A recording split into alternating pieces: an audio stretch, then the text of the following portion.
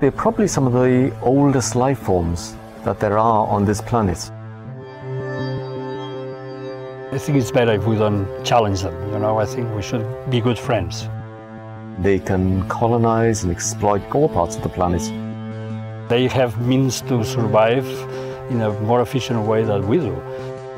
If we have a white froth, that is indicative of death. They might be a little bit uneasy about having a process they can't control 100%.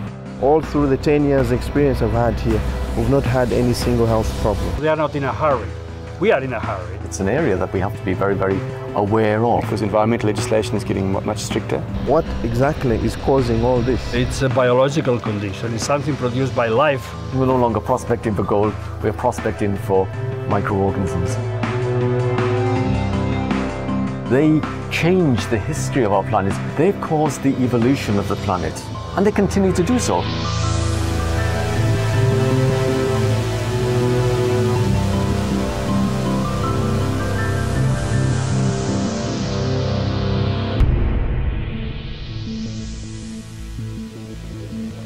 We human beings like to believe that it is we who are in charge. But in actual fact, we're surrounded by tiny little organisms that make life on our planet possible. If they were to disappear, we and many other species would become extinct. This soil contains more such organisms than there are humans on Earth. Most of them are harmless, but some of them can cause dreadful diseases. We're of course talking about bacteria. This planet of ours has been a bacterial planet for far, far longer than it's been inhabited by ourselves as animals or even by plants. So they have learned to use the natural resources of this planet. Throughout evolution, bacteria have proved to be amazingly adaptable and able to exist virtually anywhere, even in contexts too hot, cold, salty or acid for other forms of life to survive in. Their properties have been applied in important tasks such as water purification and clearing up after oil disasters. And for thousands of years, we've benefited from their ability to decompose minerals.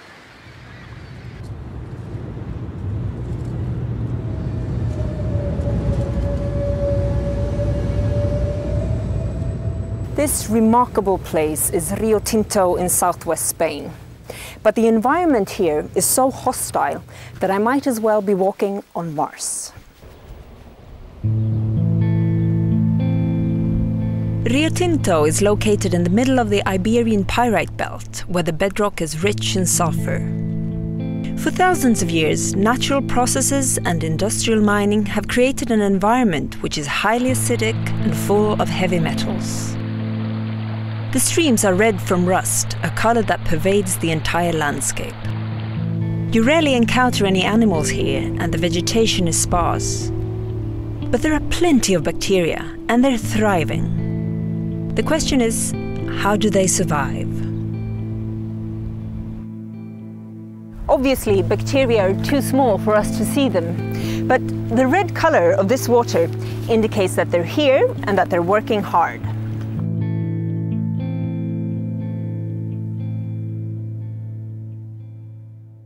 The bacteria that they live associated with minerals, they live on minerals. I mean, what they do is they obtain their energy from oxidizing minerals. In the reaction of oxidation, they can get the energy that they need to procreate, to walk around, to move, etc.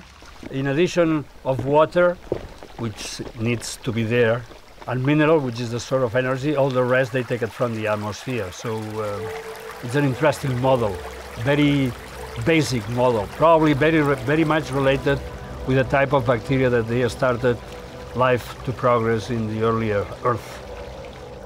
Biomining bacteria are quite different from most. For a start, they have a requirement for strong acid. They're called acidophiles, which just means acid-loving organisms. So they need acid, they live in acid, they make acid. But the other thing is that the most important of these are bacteria and these other archaea, which break down minerals by oxidizing using iron or sulfur as their energy source. So they're acid-loving and they break down minerals. Another word that is used often to describe them is lithotrophs, and lithotroph means a rock eater. So they actually can eat rocks, and you can actually see this if you go to the right environment. The bacteria have actually degraded, destroyed the rocks. Energy-rich ore can be oxidized without bacteria, but microorganisms make the process several thousand times faster. Using oxygen from the air, the bacteria extract metals from the ore. This releases energy, which they use to grow and to multiply. The metals become soluble in water, and Rio Tinto was among the first places in the world to exploit this phenomenon to benefit mankind. The oldest metal objects found here date back 5,000 years. The question remains, who made them? Historians don't agree upon the characteristics. Probably they were all Chalcolithic Iberians, that's what is in the books. And the next cultures that are well established that they were operating here are the Tartessians, because they have several references in the Bible. And it seems that King Solomon was very kind of his metallurgic abilities. And also after that, Phoenicians, I mean, there was a lot of fights to dominate this mining area, probably because it was considered important. And finally, the Romans, they were here around the 1st century after Christ's death, and they were here for 400 years, and it was a big mining operation. Slave labor was used to provide the Roman Empire with iron, silver, gold, and copper. In the mines, the working conditions were inhuman. The slaves lived and worked in total darkness, chained to the rock face. At most, they survived for 4 years. After the Romans came the Visigoths, the Moors, and then the Spanish. But it wasn't until the end of the 19th century that full-scale mining was resumed in response to the huge demand for metals created by the industrialization of Europe. The mines at Rio Tinto were taken over by the English, who abandoned bioleaching in favor of roasting. In 6 months, they were able to extract the same amount of copper it previously took 3 years to produce. Ore extraction methods became more brutal as blasting was used in open-pit mines. Open-pit mining is a little bit environmentally crazy, because what you have is to remove everything. I mean, the mineral is sitting in the middle of a mountain, and what you have, instead of making a hole and trying to get there, you just remove the mountain and you put it someplace else. So you end up with a big hole that then the water table regains against the level and becomes an acidic lake, which, because it's acidic, has metals in solution, so it's a kind of environmental hazard. The new methods caused other problems as well. Toxic sulfuric fumes from the roasting made the miners sick and killed off all vegetation within a radius of 20 kilometers. In 1888, the miners and local farmers had had enough and organized what is considered to be one of the world's first pro-environment demonstrations. It was put down by the military, who killed 200 men, women, and children. As a result, bioleaching was reintroduced a few years later, but the golden age of Rio Tinto had faded and the mining operation was soon closed down. Today, Rio Tinto and its bacteria is once again attracting interest, of an unusual kind.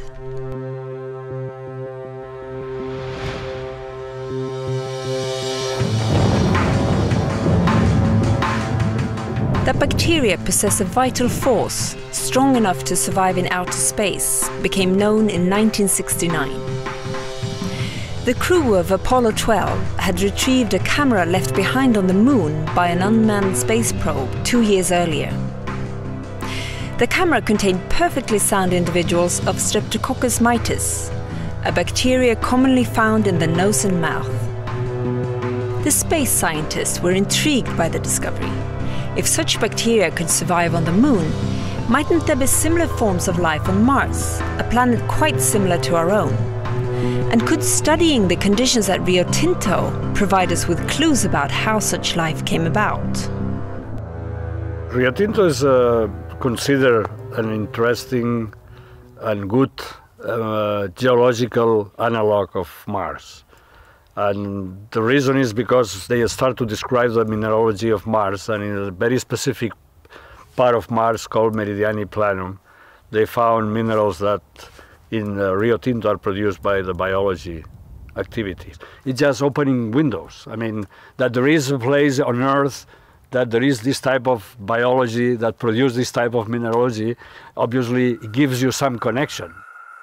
At Rio Tinto, the space scientists can expose their instrument to conditions similar to those in space.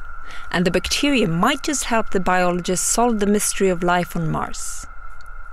But here on Earth, the bacteria are already engaged in advancing development.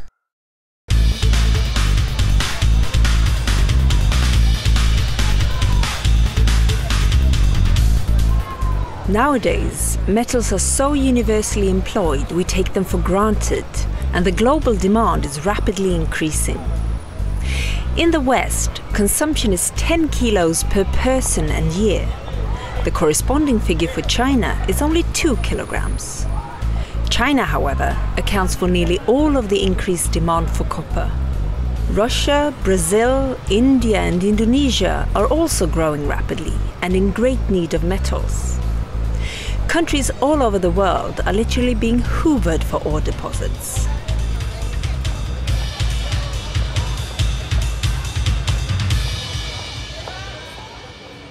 The question is to know how to find new resources, and especially to be probably less dependent on importation of these metals.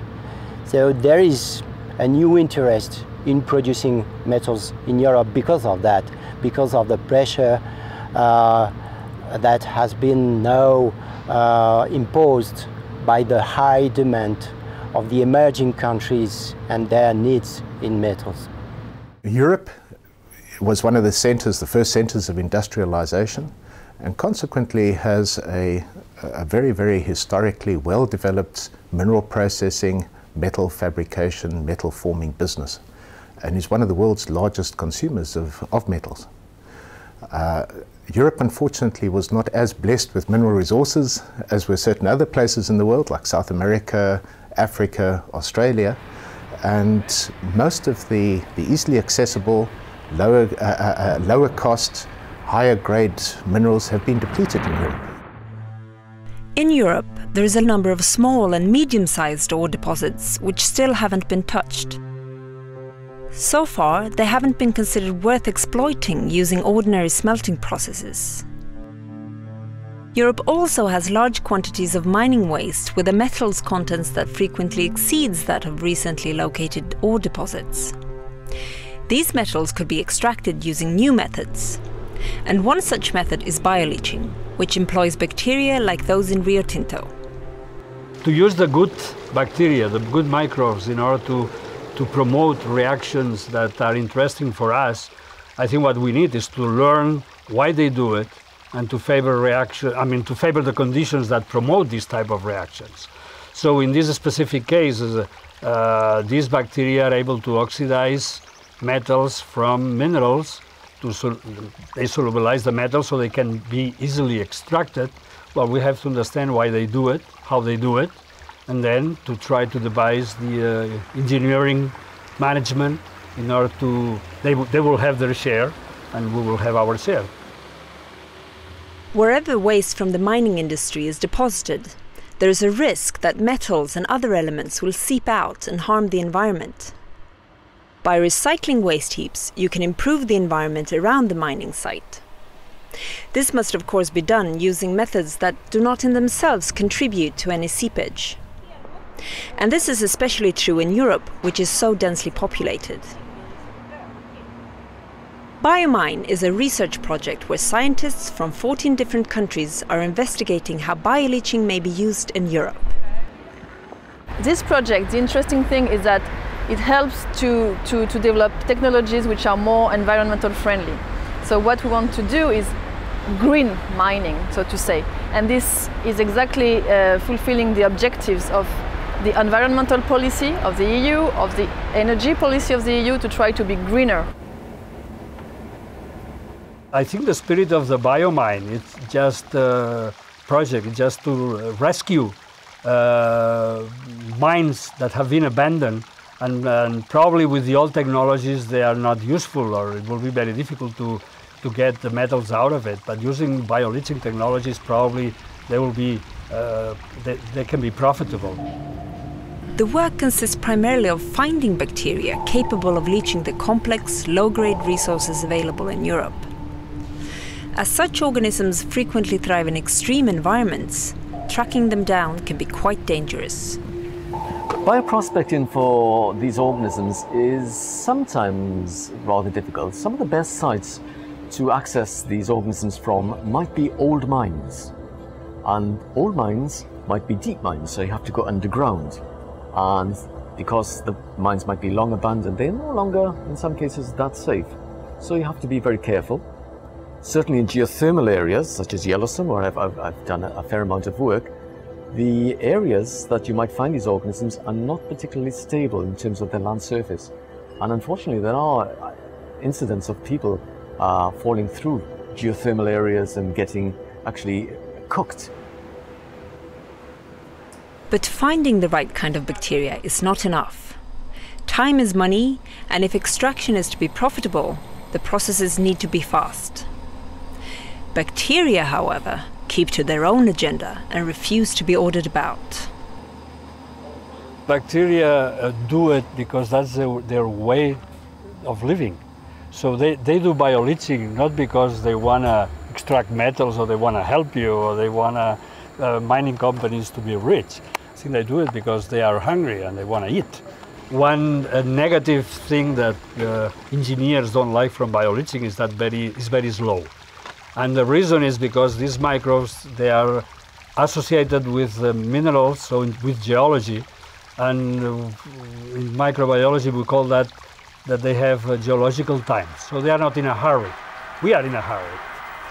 In this pilot plant in Madrid, researchers have developed a method to reduce bioleaching times.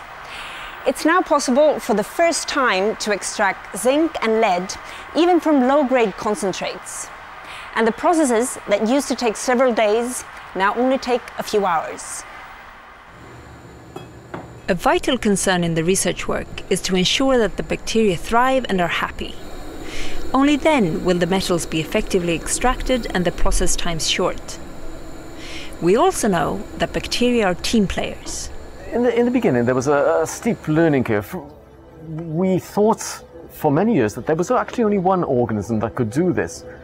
We have learned over the last 50 years that there are many organisms that can do the trick of breaking down minerals and helping the recovery of metals. And that microorganisms, when they work together rather than work in isolation, are far better. There are probably about in excess of 20 to 30 different organisms that can be involved in the process. So far, we've seen that bioleaching works very well in warm climates. But since many of Europe's dormant ore deposits are located in the Nordic countries, the aim is now to get the bioleaching processes to work in cold climates as well. In this, the experts have made major advances. The microorganisms we've been working with have been low temperature microorganisms. So we have found them in the north of Sweden and the north of Finland, the north of Russia. So these microorganisms are what called cyclotolerant. So they are able to grow at the low temperatures. So in the winter, they will be able to grow better than many other microorganisms. Whereas in the summer, they're also able to grow in the warmer temperatures. Low temperature microorganisms are able to oxidize iron at about 80% to the rate that they can at 5 degrees than they can at 25 degrees, which suggests that even at low temperatures, these microorganisms are able to grow quite rapidly and to oxidize iron, which is the catalyzing step in bioleaching processes. There are two approaches to bioleaching: stir tank leaching and heap leaching, as here in Finnish Talvivaara. Heap leaching is suitable for large quantities of ore that has a low metal content. It's inexpensive, and today it's primarily used for extracting copper. But here they're extracting nickel. The newly opened mine at Talvivaara has ore enough to last at least a quarter of a century. The 33,000 tons of ore mined annually is ground into particles measuring less than 8 millimeters. These are then deposited in enormous heaps, which give the landscape its special character. The next step is for the bacteria to get down to work. They are part of an industrial process, but they haven't been put there. They are found there naturally. So this is not in the sense of man using microorganisms. This is man exploiting natural microorganisms that are found in the environment. The bacteria-laden leaching fluid trickles down through the heap. When oxygen is pumped in, the process begins. The bacteria start eating the ore and the metals are leached into the fluid. As the process continues, the conditions in the heap begin to change. In the cold climate, our heap produces quite a lot of heat. But in our case, I'll say that the most important question is, are there enough thermophilic bacteria in this ore?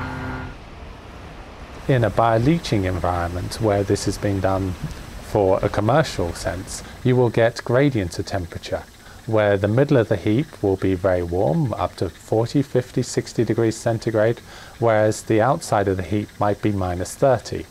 So there you will have a continual gradient from the plus 60 all the way down to the minus 30. And through that gradient, different types of microorganisms that are adapted to those temperatures will be able to grow. Bioleaching will occur with different minerals at different rates.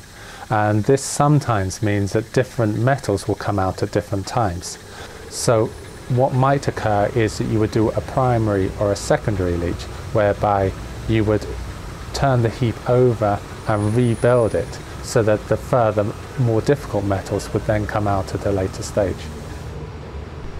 Heap leaching processes are difficult to control and take quite a long time. Although bioleaching is a relatively new approach in Europe, the new plant at Talvivaara are expecting good results. We will be very competitive in the international market. This ore, the recoveries are extremely good.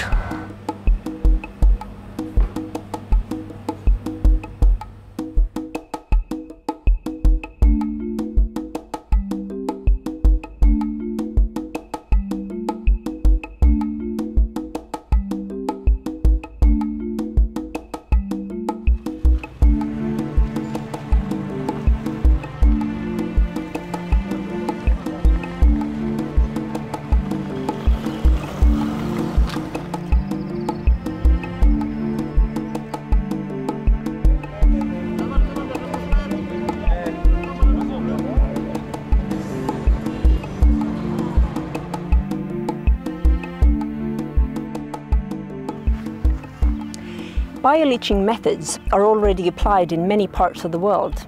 Full-scale production plants are in use in China, in Australia, and countries in South America. And there's also one here, in Kasese, in southwestern Uganda. Early 50s to late 70s, there was a copper mine producing copper up in the valley about 12 kilometers away. It was one of the biggest copper mines in East Africa at the time. And they dumped their kobolt-rich, their pyrite stockpiles just on this high ground above us here. The waste material was known to contain valuable cobalt, but there wasn't any satisfactory method of extracting the metal. So therefore, the waste, almost 1 million tons of it, was simply placed in stockpiles just like this one.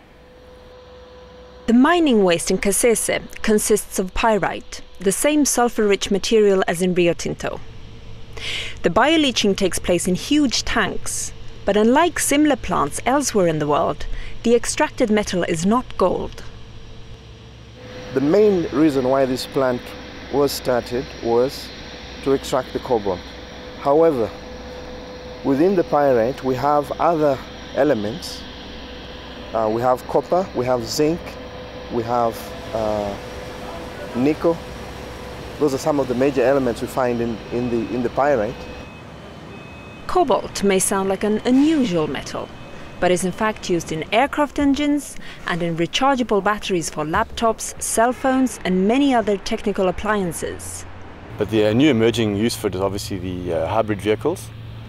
I believe every hybrid vehicle uses about 5 to 6 kilograms of cobalt in its batteries. So that is a market which is going to explode. So hopefully there will be a big use for cobalt there. But how are the metals actually extracted? As in Rio Tinto and Talvivaara, active bacteria exist naturally in the mining waste.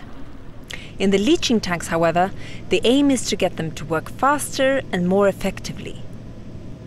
It's important for us to ensure that the bacteria have the optimum conditions of growth, because the more the bacteria, the more the oxidation, and the more cobalt or other more pyrite will be able to dissolve.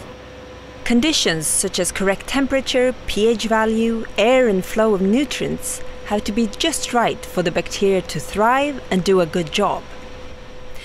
During the entire process, the engineers continually determine whether or not the bacteria are contented. We normally look for a nice, like a coffee cappuccino color of a froth that is not really stagnant, but which breaks easily. That is a sign that the bacteria are healthy. Now, if we have a white froth, that is indicative of death, because the white froth normally comes also with a bad odor, which tells us that there's something wrong. And when we see that, we quickly go in and investigate. The bacteria don't respond well to major changes. If all of them were to die, one would have to start all over again by fetching new organisms from the heap and cultivating them to tank concentration. Production would be at a standstill for 6 months until the processes were ready to start up again. As a tentative measure, to ensure that we don't get into such a situation, we have a small 1 cubic meter tank in which we keep a live bacteria growing, and we re-inoculate every month. So that small 1 cubic meter tank gives us enough bacteria to ensure that we can restart in any case we have a problem. Working with bacteria means you've got another extra couple of million employees to keep happy. And that's difficult because they have to be fed and oxygenated, and they have to be kept in good ambient conditions. And as soon as they get a little bit unhappy, they let you know immediately. You may think that sometimes the bacteria are no more active at all, and you may panic, for example. And well, what we have learned here is that the process is so robust that you may be totally confident that at any time it can recover of almost anything, I would say.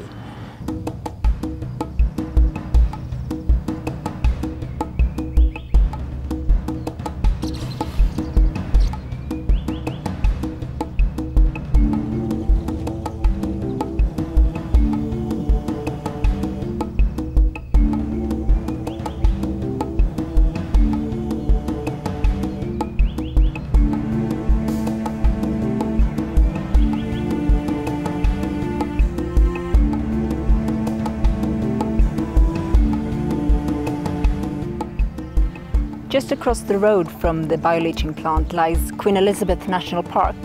And here you'll find a mosaic of different habitats, and the wildlife is extraordinary. Interestingly, having found a way of extracting cobalt from old pyrite stockpiles has actually improved the environment in the park.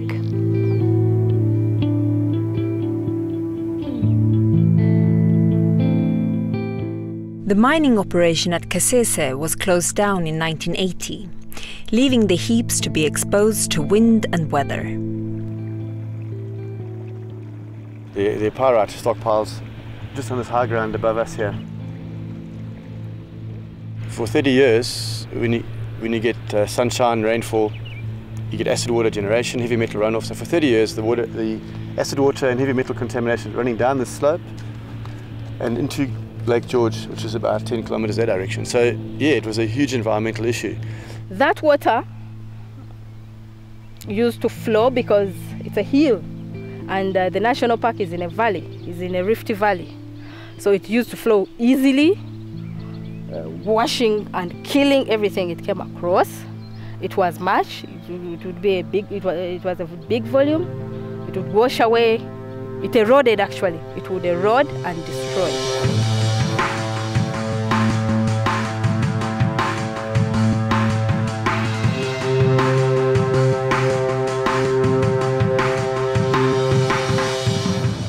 In 1993, when the project pilot started, there was a berm, a wall built, which contained the stockpile, and all the runoff was collected in this dam here, Dam A. So it stopped runoff to the park and to the lake. But after that, there has been progressive regeneration of plants. Even if you walked along the Pirate Trail towards the lake, where stormwater flows, because we still have stormwater from other areas in the mountain, in the hills, which flows to Lake George. But along that path, you can see grass growing.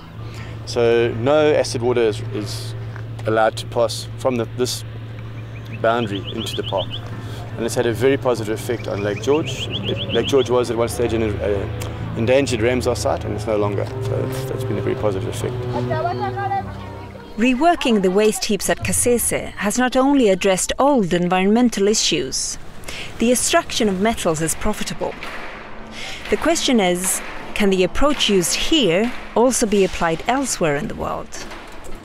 The most important result of this project are that it has shown that biotechnologies could be applied to European mineral resources in a sustainable way, economic way, and that it would have effectively limited impact on the environment. European mining companies are being pressurized by increasingly tough environmental legislation to upgrade their conventional smelting methods. Facing dwindling resources, the companies will also have to keep an open mind when it comes to finding new ways of meeting future demands. The most important part is that what we are learning is that bioleaching technology is allowed to recycle very easily metals. So this means that we might not need to open new mines, just to manage the ones that we have in a proper way and then recycle all the metals that we are using. I think that's the combination of both bioleaching and recycling, using probably also live systems, organisms. It's the future of this field. Bioleaching and recycling of metals may well become important tools in the metals industry of the future, not least in providing the entire sector with a much greener signal. Despite this, the mining companies appear reluctant to fully implement the method. We know that the technology are there, it's working, but it also has to be feasible from the economical point of view. And that means that we have to increase recoveries, or we have to increase productivity in some cases. If Europe wants to be as self-sufficient as possible in some of these key metals, then it's going to have to turn to these type of technologies such as bioleaching to cost-effectively extract metals. So I would say Europe is in competition with the rest of the world in this field. And if we are not able to catch up quickly, there will be a gap between Europe and the rest of the world. Thousands of years ago, when the Romans leached metals at Rio Tinto, they had no way of knowing that they were being assisted in their search for wealth and riches by microscopic organisms underground. Nowadays, we know much more about these stone-eating bacteria. We have learned to create environments in which they thrive, and we know that they like teamwork. And if we get to know them even better, we might be able to use them to extract metals for us on their own and without harming the environment.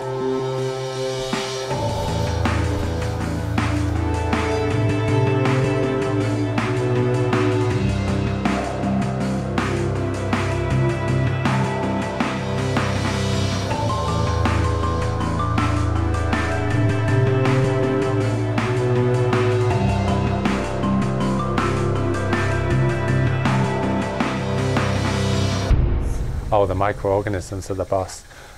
Nothing would work without them.